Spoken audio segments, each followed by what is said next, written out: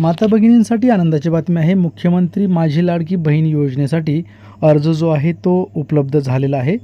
तर मी या व्हिडिओच्या निमित्तानं विनंती करेल की आपण हा जो अर्ज आहे तो भरून घ्या. तर याची अर्ज प्रक्रिया कशी असणार आहे याबद्दलची माहिती आपण जाणून घेणार आहोत. या व्यतिरिक्त यासाठी आवश्यक कागदपत्रे काय आहेत, यामध्ये कोण व्यक्ती पात्र, कोणती महिला पात्र होऊ शकते व कोणती महिला अपात्र आहे याबद्दलची माहिती आपण फॉर्मच्या माध्यमातून जाणून घेऊया. सर्वप्रथम आपल्याला हा जर फॉर्म भरायचा असेल तर आपल्याला प्रथम क्रमांकाला महिलेचे संपूर्ण नाव विचारलेलं आहे, लग्नापूर्वीचे नाव आणि लग्नाच्या नंतरचे नाव. त्यानंतर जन्मतारीख विचारलेली आहे, अर्जदाराचा पत्ता विचारलेला आहे, महिलेचं जन्माचं जे ठिकाण आहे जे की जन्माच्या दाखल्यावरती आहे ते कोणत्या ठिकाणी जन्म झालेला आहे ते या ठिकाणी सादर करायचं आहे.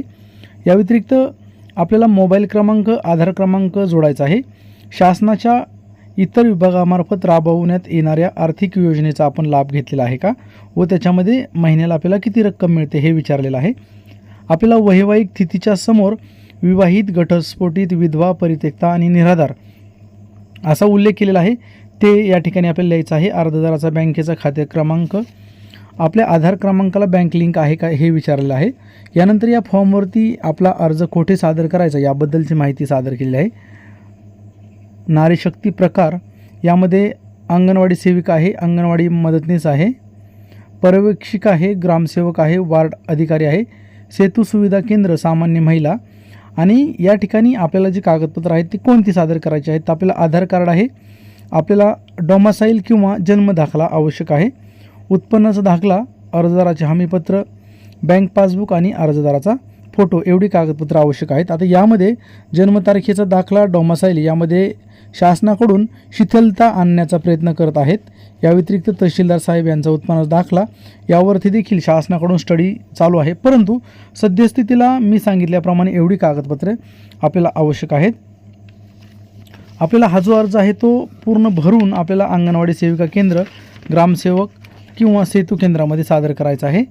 या व्यतिरिक्त आपल्याला अर्जदाराने एक स्वतःचं हमीपत्र भरून द्यायचं आहे, ज्या ठिकाणी आपल्याला विचारलेलं आहे की माझं कुटुंबामधील 2.5 लाखापेक्षा जास्त उत्पन्न नाही, माझ्या कुटुंबातील इन्कम टॅक्स रिटर्न भरत नाहीत, या व्यतिरिक्त शासकीय कर्मचारी नाहीत, मला यापूर्वी कोणत्याही 1500 रुपये योजनेचा लाभ मिळालेला नाही, माझ्या कुटुंबातील विद्यमान किंवा आमदार खासदार नाही, भारत सरकारच्या नोकरीत नाहीत, या व्यतिरिक्त 5 एकरपेक्षा जास्त जमीन आहे, माझ्या कुटुंबातील सदस्यांच्या नावावर 4 चाकी वाहन, ट्रॅक्टर सोडून नाहीत, असं एक हमीपत्र द्यायचं आहे.